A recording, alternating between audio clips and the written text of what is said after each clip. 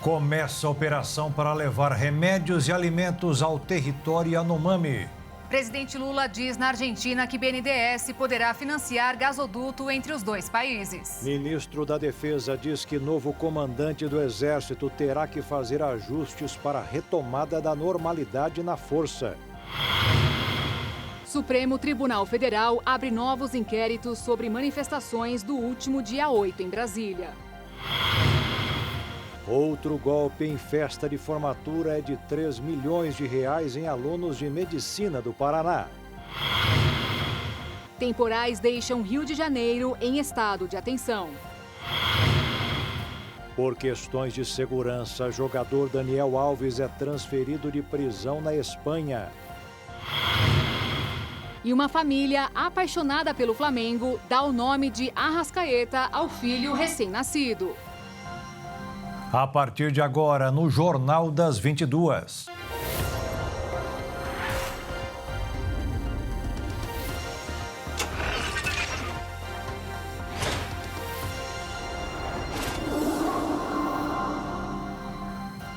Olá, boa noite. Boa noite.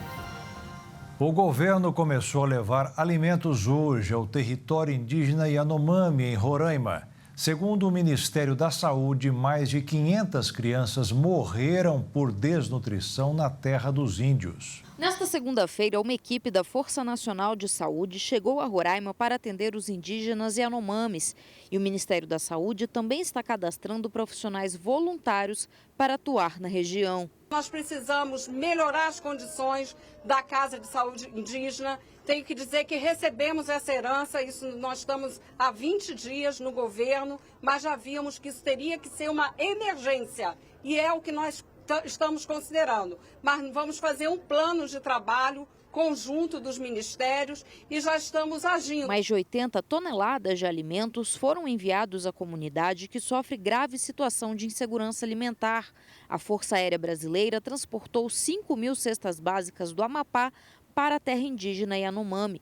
No último sábado, uma força-tarefa do governo federal, liderada pelo presidente Lula, foi até Boa Vista, capital de Roraima, verificar a situação dos indígenas. Se alguém me contasse que aqui em Roraima tinha pessoas sendo tratadas da forma desumana, como eu vi o povo Yanomami ser tratado aqui, eu não acreditaria. Suplementos alimentares estão sendo enviados para as crianças e o hospital de campanha, que está no Rio de Janeiro, será transferido para Roraima e deve ficar pronto até o dia 27. A primeira coisa que nós temos que fazer é garantir transporte para levar as pessoas que estão há 6 meses esperando aqui para ir embora.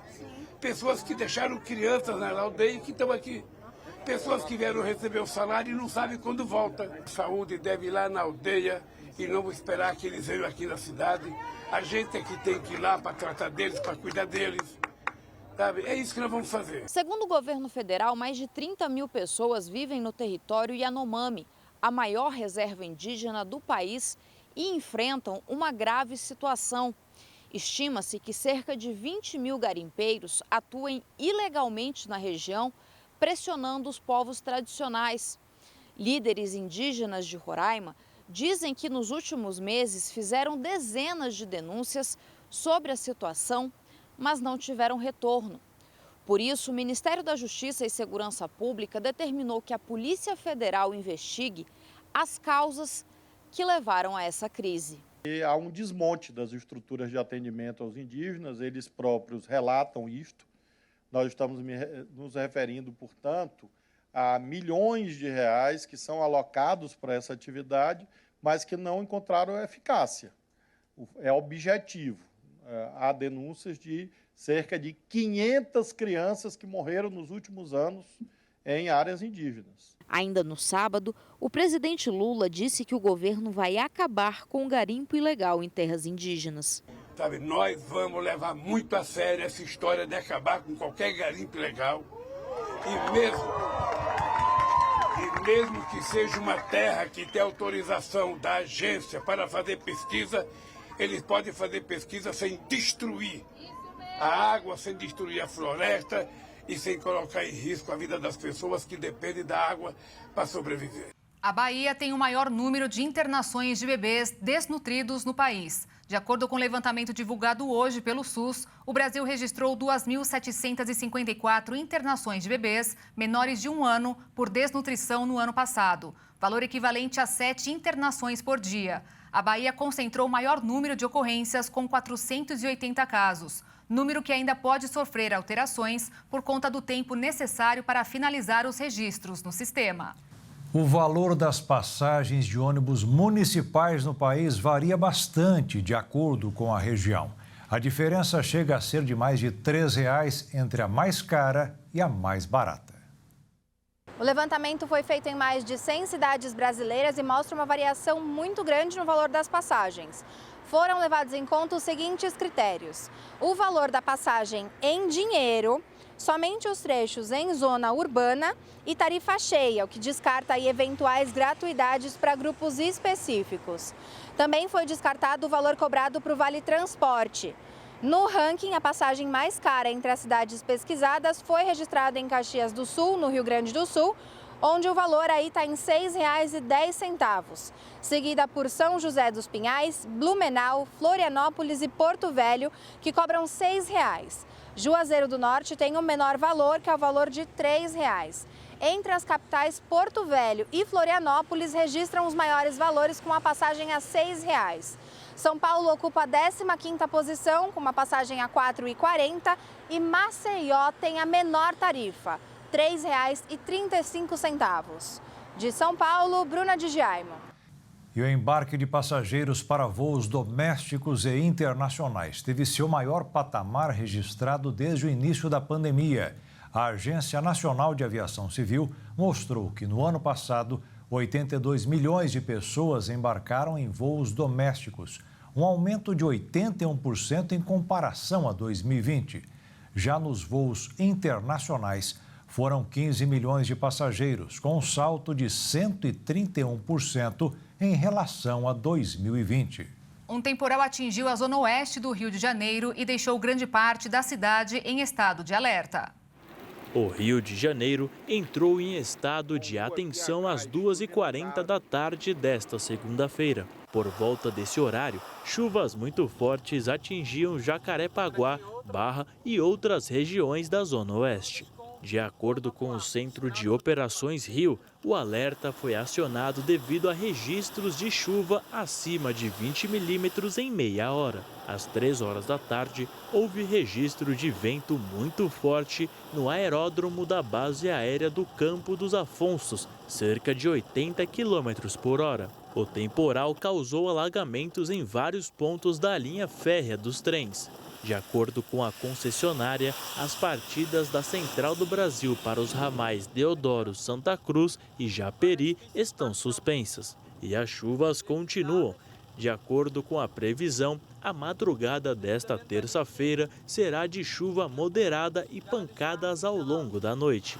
O estado de atenção é o 3º nível em uma escala de 5. Significa que uma ou mais ocorrências já impactam o município, afetando a rotina de parte da população. A guerra entre Rússia e Ucrânia tem chegado a níveis alarmantes. Dessa forma, a França e a Alemanha anunciaram que prometem apoiar os ucranianos. Por outro lado, a Rússia disse que as interferências do Ocidente é quase uma guerra real. Durante a participação de uma cerimônia realizada na Universidade de Sorbonne para marcar o 60º aniversário do Tratado do Eliseu, que selou as relações pós-guerra entre os dois países, os dois líderes da França e da Alemanha reafirmaram o apoio à Ucrânia pelo tempo que for necessário e de maneira inabalável. Os países representam as principais forças da União Europeia, bloco que busca reformar uma economia que não pode mais contar com petróleo ou gás baratos da Rússia após a invasão da Ucrânia, que impactou a segurança energética e a estabilidade social europeia. Macron afirmou, por sua vez, que perante os perigos, eles devem manter o ideal de uma Europa que é unida em o total controle de seu destino. As declarações ocorreram enquanto Berlim sofre pressão para fornecer a Kiev seus tanques Leopard, apontados pelo presidente ucraniano Volodymyr Zelensky como os mais eficazes contra as forças russas. Dos países europeus, 12 já disseram estar dispostos a doar alguns de seus tanques a Kiev. Com essas ameaças cada vez maiores, a Rússia elevou o tom de ameaça. O Ministério das Relações Exteriores da Rússia disse que o conflito entre Moscou e o Ocidente está mais próximo de uma guerra real. A Rússia tem dito repetidamente que está aberta a negociações, mas a Ucrânia e os Estados Unidos dizem que não veem nenhum sinal de Moscou de que as declarações sejam sérias e suspeitam que o país esteja tentando ganhar tempo para se reagrupar após uma série de derrotas na guerra. O Kremlin afirmou que o povo ucraniano sofrerá se o Ocidente enviar tanques para apoiar Kiev, enquanto a questão sobre o eventual envio de tanques Leopard de fabricação alemã para a Ucrânia continua indefinida. Dessa forma, o conflito tem ganhado cada vez mais corpo e tornando assim uma situação complicada no território europeu.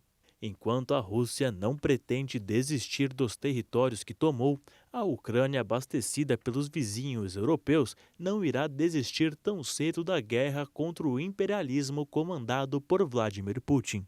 E veja a seguir, Receita Federal vai abrir consulta ao lote de restituições de quem caiu na malha fina. E veja também, o golpe da festa de formatura agora foi de 3 milhões de reais em estudantes de medicina do Paraná.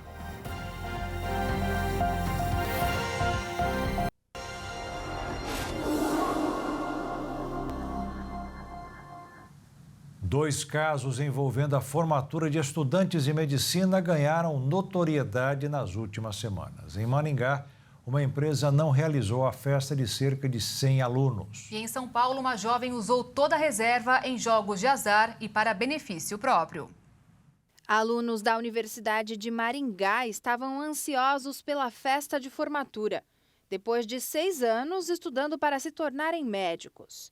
Mas o que era para ser a realização de um sonho virou pesadelo. A festa iria acontecer no sábado, dia 21 de janeiro, mas os estudantes perceberam que tinha alguma coisa errada no jantar de formatura, que marca o início de uma semana inteira de comemorações. Segundo as tradições, os eventos acontecem em vários dias e tem juramento, celebração, colação de grau, jantar e a festa, onde normalmente os antes estudantes comemoram com familiares e amigos.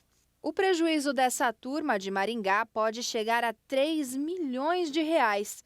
E quem aparentemente não cumpriu com a sua parte do contrato foi a empresa contratada para organizar os eventos. Mas como funciona esse tipo de contrato? Todo contrato, principalmente esses contratos de prestação de serviço, ele é o que a gente chama de contrato de adesão, ou seja, você aceita aquelas condições ou, se não vai assinar. Você não tem um poder de escolha, você não tem um poder de argumentar se aquela cláusula você concorda ou não. Em nota, a empresa envolvida no caso justifica que os serviços contratados têm, abre aspas, um saldo devedor superior a R$530 mil, fecha aspas, e que teria surgido opções para adequar a formatura usando um buffet próprio, além de substituir as atrações da festa, que, segundo os estudantes, não foram confirmadas pela empresa em nenhum momento. E sempre a gente fala, sempre ter cuidado o pós-contratação. Ver se a pessoa que vendeu, depois se vai ter alguém responsável da empresa, se vai acompanhar até a data da festa efetivamente, como que vai ser o contato, se tem algum meio de comunicação rápido, sempre se a empresa, verificar sempre a idoneidade dessa empresa. Os alunos contestam a resposta da empresa e dizem que cumpriram com a sua parte do contrato. Esse caso veio à tona depois que um outro episódio muito parecido ganhou destaque nos noticiários. Estudantes de medicina da USP, a Universidade de São Paulo, descobriram que terminariam a sua jornada acadêmica sem a tão sonhada festa de formatura. Foi no dia 6 de janeiro deste ano que eles perceberam que caíram em um golpe. Os alunos começaram a organizar os eventos em 2018, quando concluíram o primeiro ano do curso. A empresa contratada é a As Formaturas, que tinha como função contratual guardar o dinheiro e indicar fornecedores para que a comissão fechasse de acordo com o que gostariam de ter. Mas a responsabilidade da empresa deixou de existir quando a presidente da comissão, Alicia Dudmiller, de 25 anos, começou a sacar valores altos. No caso dessa turma, a desconfiança de que algo estava errado chegou quando a estudante enviou uma mensagem em um grupo de WhatsApp com o seguinte texto: Estou escrevendo para dizer que não temos dinheiro. Sei que errei nas coisas que fiz sozinha. De coração, minha intenção nunca foi lesar ninguém. Ela confirmou à polícia que desviou os valores que seriam usados para a festa de formatura por entender que os recursos não estavam sendo bem administrados pela empresa contratada, mas fez aplicações ruins e acabou perdendo dinheiro. Ela também admitiu que usou em benefício próprio uma parte das quantias para pagar despesas pessoais, como aluguel de carro, apartamento e compra de eletrônicos. A aluna, no caso aqui, além da esfera do direito do consumidor, ela responde também criminalmente por apropriação indébita. O Procon de São Paulo divulgou agora há pouco uma nota em que afirma que a empresa As Formaturas se comprometeu a absorver o prejuízo de R$ 920 mil dos estudantes de medicina da USP e realizar a festa sem custo extra para os formandos. A empresa prestou esclarecimentos nesta segunda-feira, depois de ter sido notificada pelo órgão. Segundo Guilherme Farid, chefe de gabinete, as informações fornecidas deixam claro que o contrato com os estudantes foi mal elaborado e que se tratava de um contrato informal, o que facilitou o desvio dos recursos. Começando mais uma semana com investidores acompanhando sinalizações sobre a política econômica do governo Lula e também com a possibilidade de uma recessão nos Estados Unidos, o dólar fechou em queda nesta segunda-feira, de 0,21%, cotada em R$ 5,19 na venda. E a Bolsa de Valores fechou em queda de 0,27%, aos 111.737 pontos. E a Receita Federal libera amanhã a consulta ao quarto lote de restituições da malha fina do Imposto de Renda à Pessoa Física. Mais de 100 mil pessoas serão contempladas entre prioritários e não prioritários. O crédito bancário no valor total de R$ 368 milhões será acreditado no próximo dia 31. Para saber se o pagamento está disponível, o contribuinte deverá acessar a página da Receita Federal na internet. O salário mínimo de R$ 1.302 começa o ano valendo apenas uma cesta básica e meia. Neste mês, o preço do grupo de alimentos essenciais é de cerca de R$ 800. O novo piso do salário mínimo, que começou a vigorar neste ano, tem a menor média entre 2008 e 2021 e só atende a compra de uma cesta básica e meia.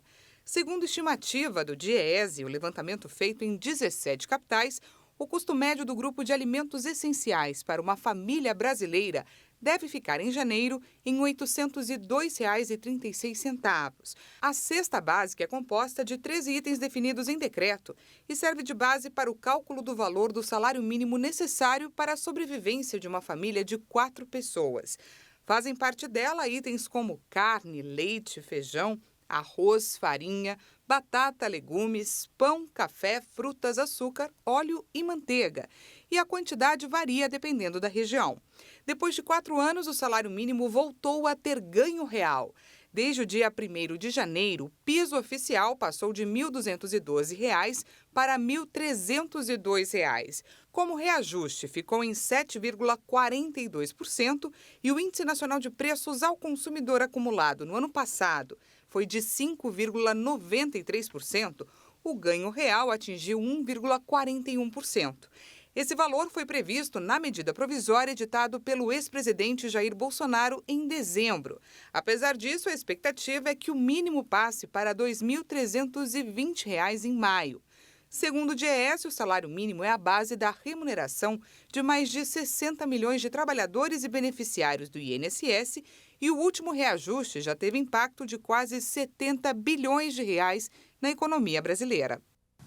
Durante viagem à Argentina, o presidente Luiz Inácio Lula da Silva e o da Argentina, Alberto Fernandes, assinaram um memorando que envolve a possibilidade da criação de uma moeda comum entre os países. O anúncio trouxe muitas dúvidas sobre as formas de atuação da moeda e suas condições.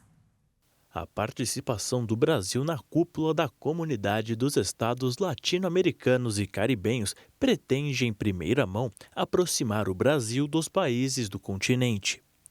A presença é importante, já que a última aparição do governo brasileiro na cúpula ocorreu em 2019. A cúpula começa amanhã, porém, a viagem também está sendo usada para aproximar os laços entre os países do Mercosul. Dessa forma, como parte dos acordos e diálogos, o Brasil e a Argentina pretendem criar uma linha de crédito para o comércio exterior.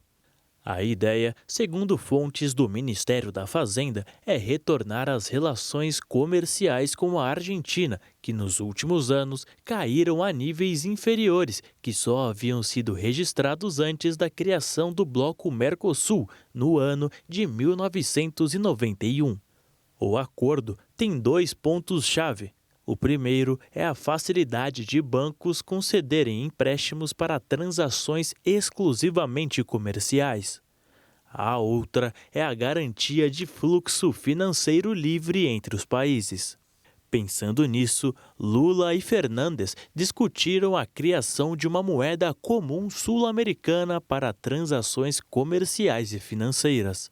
A medida foi formalizada nesta segunda-feira em um memorando de entendimento com o governo da Argentina. A ação é parte de uma estratégia de fortalecimento da integração regional com os países da América do Sul, prioridade do presidente Lula anunciada ainda na campanha eleitoral. Mas não se espante, o real não irá acabar.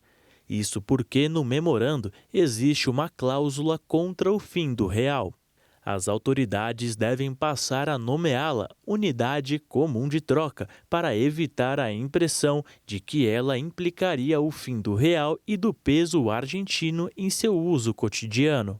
A ampla repercussão da notícia levou setores do governo brasileiro a pensar em uma estratégia para comunicar a medida. Segundo o documento, a implementação da moeda comum sul-americana não seria para agora, mas sim para daqui a alguns anos. O plano seria começar com Brasil e Argentina e, eventualmente, estender o mecanismo para os outros países da região. Mas essa não é uma novidade. Em governos anteriores, também era entendido que a criação de uma moeda única no bloco, nos padrões da União Europeia com o euro, seria positiva para a economia local. O ponto foi defendido pelo ex-ministro da Economia, Paulo Guedes. A proposta pode ser um caminho para os países do continente, já que ela pretende, de uma maneira orgânica e natural, impulsionar a integração na localidade e fortalecer a soberania monetária dos países do continente. Outro tema que também foi tratado no encontro foi o financiamento, que poderá ser feito pelo Banco Nacional do Desenvolvimento, o BNDES, de um gasoduto argentino que levará gás da Argentina para outros países, inclusive o Brasil. O presidente Lula comentou sobre o assunto. Que os empresários brasileiros têm interesse no gasoduto. Que os empresários brasileiros têm interesse no gasoduto. Eu tenho interesse que os empresários brasileiros têm interesse nos fertilizantes que a Argentina tem. Seguramente estão interessados nos fertilizantes que tem a Argentina. Eu tenho certeza que os empresários brasileiros têm interesse no conhecimento científico e tecnológico da Argentina. Estou seguro que os empresários brasileiros estão interessados no conhecimento científico e tecnológico que a Argentina tem. E se há interesse dos empresários? E se há interesse dos empresários? Se há interesse do governo? Se há interesse do governo? E nós temos um banco de desenvolvimento para isso. E temos um banco de desenvolvimento para isso. Eu quero dizer que nós vamos criar as condições para fazer o financiamento que a gente puder fazer para ajudar no gasoduto argentino. E veja a seguir, Supremo Tribunal Federal abre novos inquéritos sobre manifestações do último dia 8 em Brasília. E ainda, ministro da Defesa diz que novo comandante do Exército terá que fazer ajustes para a retomada da normalidade na força.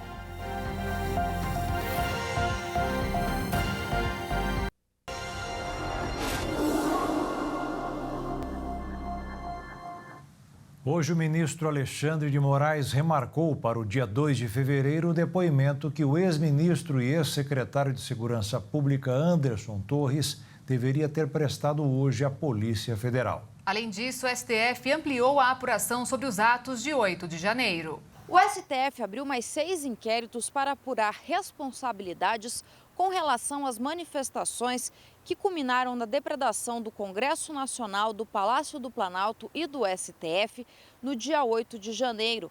Essas investigações foram abertas a pedido da Procuradoria-Geral da República para apurar as condutas dos financiadores, dos executores e também para buscar aqueles que ainda não foram presos em flagrante. Além disso, numa nova investigação, o STF apura a conduta de 3 parlamentares que teriam incentivado os atos violentos através de publicações nas redes sociais.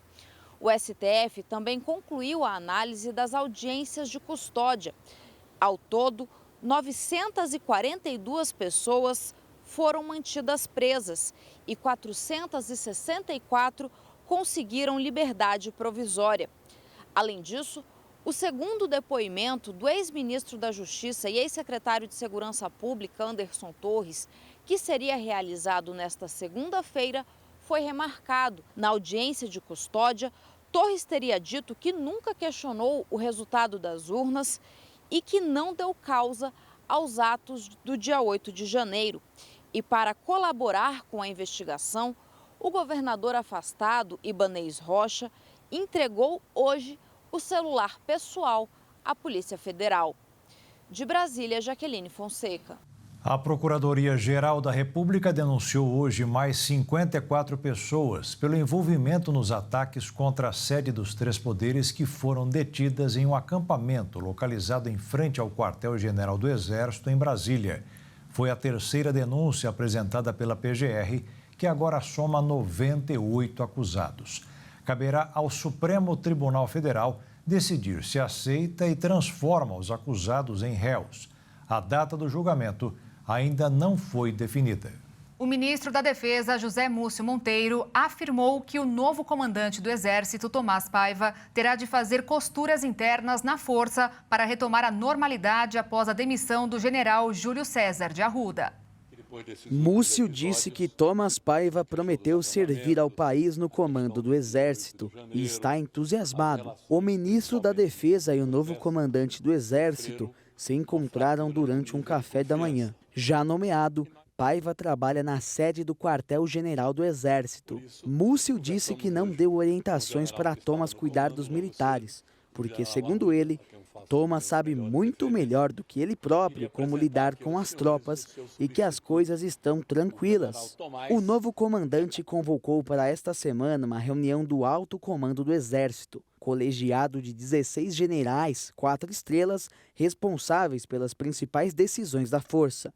A convocação é extraordinária e servirá para o novo comandante dar esclarecimentos aos militares após a confusa reunião realizada sábado, quando Arruda anunciou que deixaria o cargo. A situação mais complicada é a do tenente-coronel Mauro Cid. Ele é alvo de investigação da Polícia Federal por ter realizado transações consideradas suspeitas. Cid assumiria mês que vem o comando do 1º Batalhão de Ações em Goiânia. Segundo algumas informações preliminares, Tomás recebeu ordem de Múcio para reverter essa nomeação. Segundo um levantamento do Banco Central, o Pix movimentou mais de 10 trilhões de reais no ano passado. O valor é mais que o dobro do registrado em 2021. Os dados do BC mostraram que o sistema de transferência superou 1 trilhão por mês no último trimestre de 2022. Para este ano, o Banco Central estuda implantar o Pix internacional, com transferência de usuários em diversos países. Voluntários da capital sul-mato-grossense decidiram se unir para provar que nada sobra quando os alunos fazem a renovação anual do kit escolar, desde a mochila que não serve mais até a borracha jogada no fundo do armário. Toda criança gosta de começar o ano letivo com uma mochila bacana, um caderno com uma capa legal, um lápis decorado. Mas muitas famílias não têm condições de comprar material escolar. Na casa da Patrícia era assim. Na minha infância, eu nunca tive assim, um material para iniciar o ano letivo, era muito difícil. Com os meus pais era bem regado a situação financeira. Eu morava de aluguel, então, às vezes meu pai conseguia para minha irmã, mas não conseguia para mim, ou o que ela tinha eu não conseguia ter. E hoje, graças a Deus, a gente está uma mudança muito grande. Então eu pensei comigo, por que eu não posso proporcionar para as outras crianças o que eu nunca tive? A Patrícia se esforça para que os filhos dela se sintam motivados a estudar, porque ela sabe que a educação é o caminho para que eles possam melhorar a sua condição social. E a Patrícia não está preocupada apenas com os seus. Conversando com a minha amiga Patrícia Costa, ela falou assim, o que você vai fazer para suas crianças? Eu falei, não sei, eu vou dar um jeito de montar um kit escolar para cada um deles. Como, eu não sei, mas a gente vai dar um jeito. Ela falou assim, por que a gente não monta um flyer e divulga nas redes sociais? Eu falei, vamos montar, porque o não a gente já tem, vamos correr atrás do sim, então.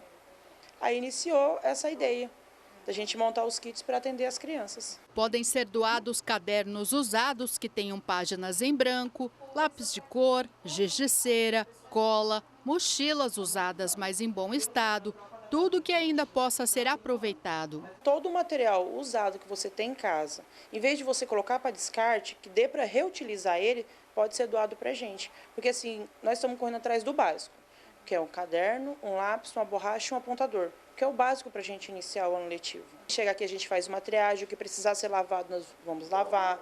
Lápis que precisar ser apontado, iremos apontar. Cadernos que já têm folhas utilizadas, nós vamos usar esse caderno, vamos tirar as folhas. Lembrando que o papel que a gente tirar, ele não vai ser descartado no lixo. Ele vai para o material de reciclagem, onde a gente tem o pessoal que são catadores de reciclagem, que já vem aqui em casa também para poder buscar. A meta da Patrícia é montar 60 kits que serão doados para as crianças que frequentam 3 projetos sociais que ela toca aqui na região do Jardim São Conrado. A Patrícia é acadêmica de educação física, atleta do judô, torcedora apaixonada por futebol e por trabalho voluntário. Ela fez da sua casa um QG da solidariedade. Eu tenho um filho que é portador de necessidades especiais. Ninguém queria trabalhar com meu filho porque achava muito dificultoso. E eu, como mãe, pensei o quê? A minha faculdade que eu queria fazer era assistência social. Há 2 anos atrás eu mudei para educação física, bacharelado, para poder atuar com meu filho na área do esporte.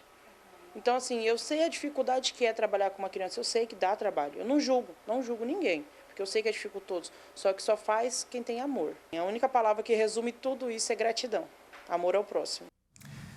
Uma pesquisa realizada por cientistas da Universidade de São Paulo mostrou que é possível diagnosticar o vírus da Covid-19 através das lágrimas.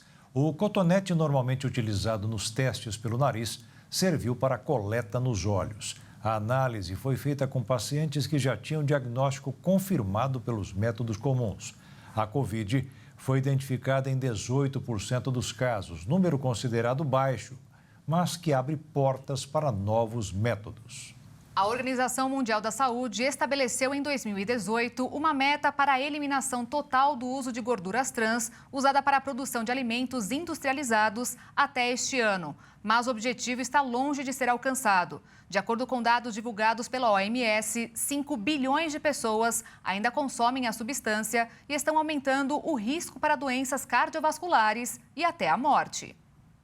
As gorduras trans são encontradas geralmente em ultraprocessados, como salgadinhos e refeições congeladas, óleos de cozinha, sorvetes e outros alimentos. Segundo a OMS, a ingestão da substância está relacionada a mais de 500 mil mortes prematuras por ano, causadas por doença arterial coronária, a obstrução dos vasos sanguíneos que irrigam o coração, provocada pelo excesso da gordura. O novo documento chega a destacar progressos desde 2018. A parcela da população mundial coberta por políticas de melhores práticas para combater a gordura trans nos alimentos aumentou 6 vezes. Hoje, um total de 43 países, que representam 2 bilhões e 800 milhões de habitantes, já implantaram medidas. O Brasil é um desses lugares, dos quais a Agência Nacional de Vigilância Sanitária, a Anvisa, aprovou em 2019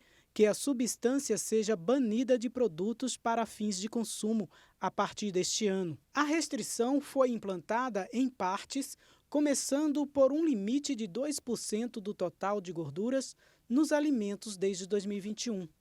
Apesar do progresso, a OMS ressalta que a falta de iniciativas por outros países deixa 5 bilhões de pessoas ainda em risco dos impactos de saúde da substância, um número muito distante da meta de eliminação estipulada para este ano. Emagrecer não é uma tarefa fácil, mas com o apoio de um profissional, os resultados são promissores. E pensar que 7 meses atrás, essa era a imagem da Maria Claudete, que, aliás, ela não estava satisfeita. Hoje, com menos 16 quilos, ela comemora a meta alcançada sem ter que deixar de comer as coisas que gosta. Eu pedi para o Nutri, eu não quero algo muito restrito, porque eu não vou seguir coisa muito restrita, eu quero alimentos no meu dia a dia, porque eu também não vou tirar arroz da minha vida, não vou tirar pão, não vou parar de comer pizza. Então tem que ser algo que eu tenha que aprender a fazer escolhas, mas que eu também tenha a oportunidade de poder comer a hora que eu quiser. Tipo, me deu vontade, é prazeroso para mim naquele momento e eu vou comer e vou ser feliz. Mas se hoje ela sorri ao falar da dieta, em outros tempos não foi bem assim. Eu comprei dieta pela internet, aquelas dietas prontas, os programas prontos, e comecei a fazer, não durou 15 dias. Aí, tipo, uma semana você ia certinho, só que eram alimentos que não eram tão acessíveis e logo você desanimava. A orientação de um especialista com base em exames clínicos é importante na hora de tomar uma decisão que vai impactar diretamente no organismo da pessoa. É possível continuar com arroz e feijão sem culpa.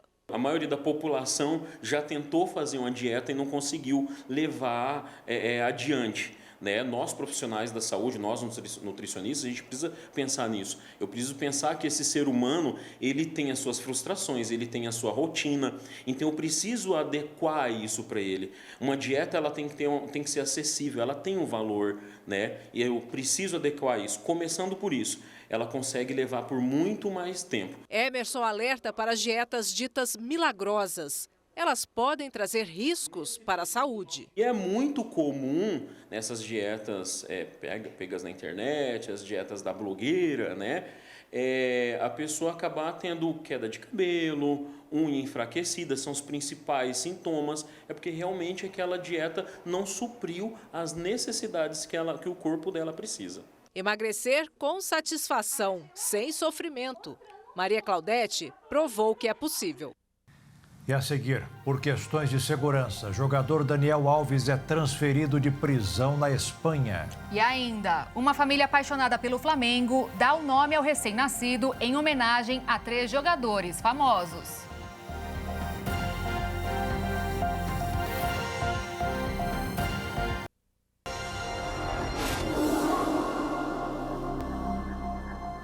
O Museu de Arqueologia da UFMS de Campo Grande, em Mato Grosso do Sul, está com programação de férias para criançada e adultos. Diversão e aprendizado. O Museu de Arqueologia da UFMS está com atividades de férias para as crianças e adultos também.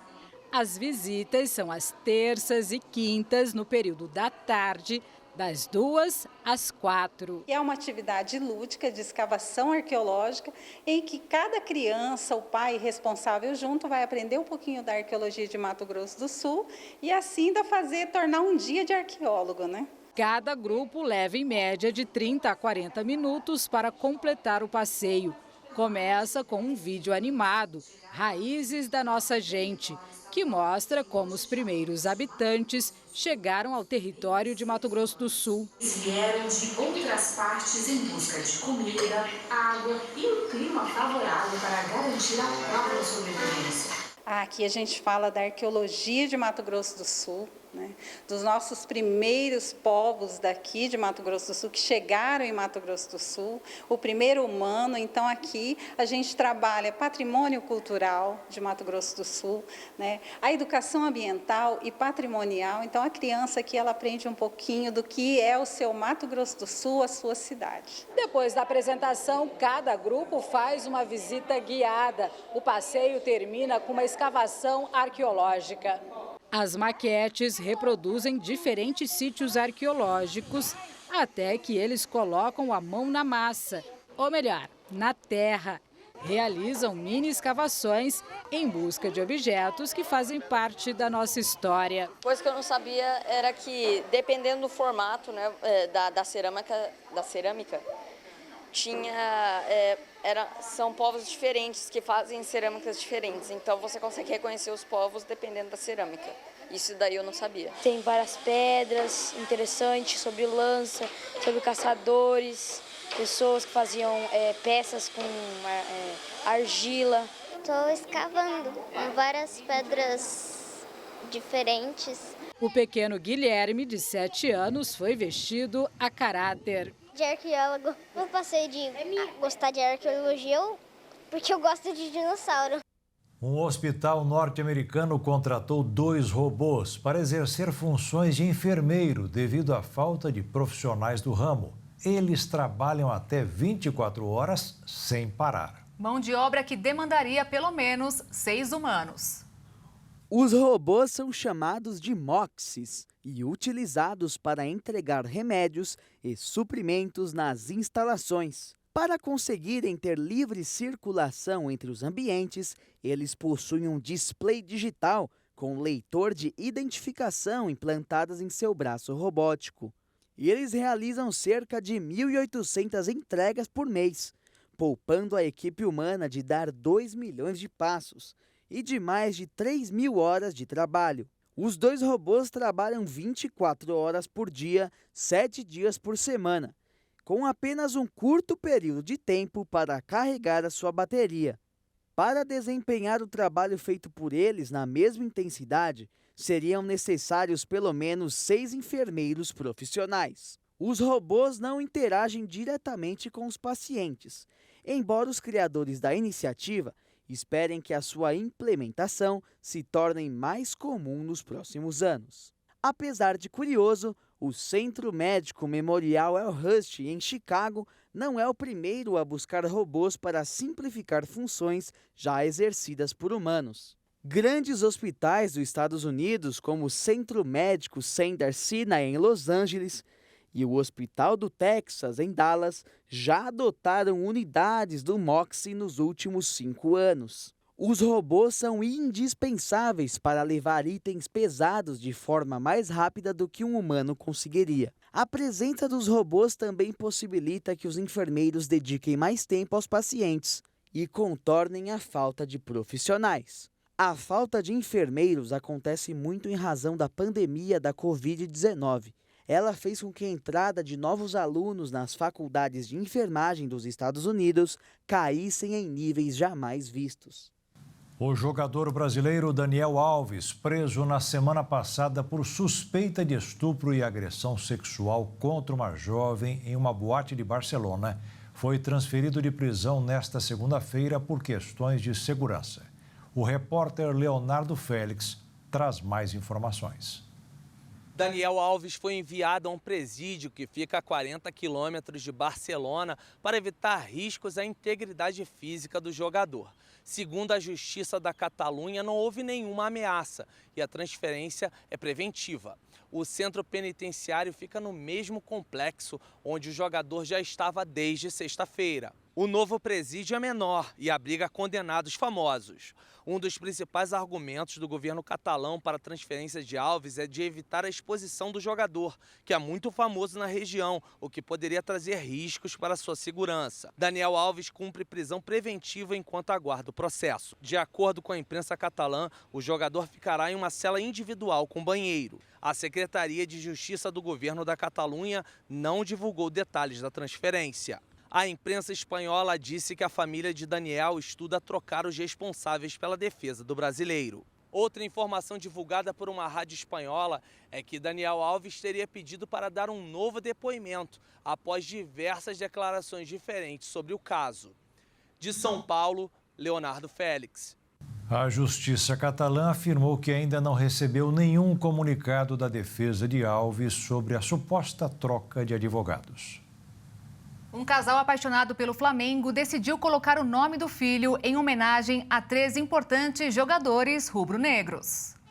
Até onde vai a paixão de um torcedor pelo seu clube de coração? No Rio de Janeiro, um casal inovou. O pai, Leandro Vasconcelos, já carrega esse nome em homenagem ao jogador José Leandro de Souza Ferreira, o peixe frito, que atuou no time rubro-negro na década de 1980. Já a mãe, Rita de Cássia Glória, jogava bola e sempre foi fanática pelo Flamengo. Durante uma brincadeira de namoro, Leandro falou que se tivesse um filho, colocaria o nome em homenagem a um trio de jogadores do Flamengo, que ajudou o time carioca a conquistar a Libertadores de 2019. O tempo passou, o romance engatou e a família aumentou. O que era brincadeira virou realidade. E na semana passada, nasceu Gabriel Henrique de Arrascaeta Glória Vasconcelos. A escolha do nome Gabriel foi em homenagem a Gabigol, atual camisa 10 flamenguista, que fez os 2 gols da equipe rubro-negra na final da Libertadores de 2019, diante do River Plate da Argentina. Já o nome Henrique vem de Bruno Henrique, outra peça fundamental do Mengão naquele ano. Já o nome Arrascaeta fala por si só. É uma homenagem a Jorge Arrascaeta, um dos principais pilares do Flamengo e responsável por diversos títulos com a camisa do Mengão. A mãe da criança disse que teve que ir até o cartório da maternidade para autorizar, pois os funcionários achavam que o rapaz estava enrolando e que a mãe não sabia o nome dos filhos. Além disso, os dois tiveram que assinar um termo de responsabilidade sobre o nome escolhido. Agora o sonho da família é conhecer os atletas do Flamengo e levar o pequeno Gabriel para apreciar um jogo do Mengão no Maracanã. E o Jornal das 22 termina aqui. Obrigada pela sua companhia, um ótimo fim de noite, início de semana para você e até amanhã. Uma boa noite, fique na paz. Tchau.